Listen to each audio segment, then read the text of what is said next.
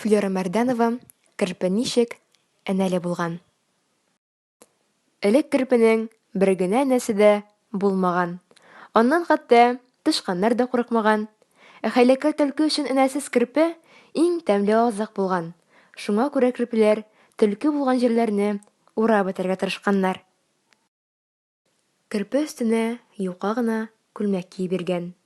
Ул кием җилне дә, салкынны да үткәргән. Шуңа күрә көзнең яңгырлы көннәрендә Керпе бик туңган, өшегән.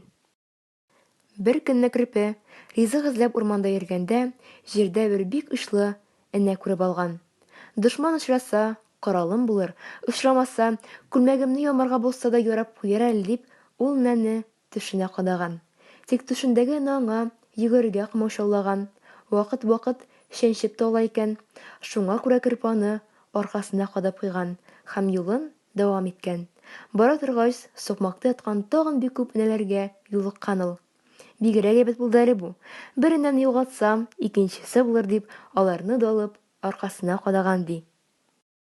Урманның эченә үк кереп җиткәч, Керпегә кулына кәрзин тоткан төлке очраган. Күрше авылга тавык китәклегенә барышы булган аның.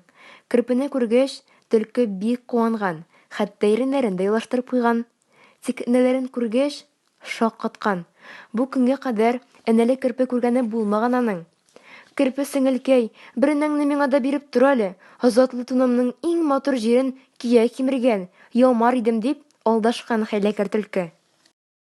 Ярар, хәзер иң эшлесен сөйләп бирермен, дигән Керпе. Ул энәләрен бер атлы чыгарган һәм күлмәгенең төрле җирләренә кадый барган. Ә үзе бер туктаусыз, тукта әле, бу энә бик эшле булмады, бусы да эшле түгел дип сөйләнә икән. Төлкенең түзеп торыр чамасы калмаган һәм ул сикергәләп китеп барган. Үзе эшеннән генә: "Нигә мин кадерле вакытымны энәле бер Керпегә әрәм итеп торамсың әле? Энәсезләре дә очрамый калмас. Йотып җибәргәндә энәләре тамагыма кадалса нишләрмен?" дип уйлый икән. Шулай итеп, хәйләкәр төлке Керпене алдый алмаган. Ә берничә көннән урмандагы бөтен Керпеләр энәле тун киеп йөри башлаганнар. Хәзер аларга төлке дә, салкын җилләр дә куркыныч түгел ди. Тәмам. Игътибарыгыз өчен рәхмәт.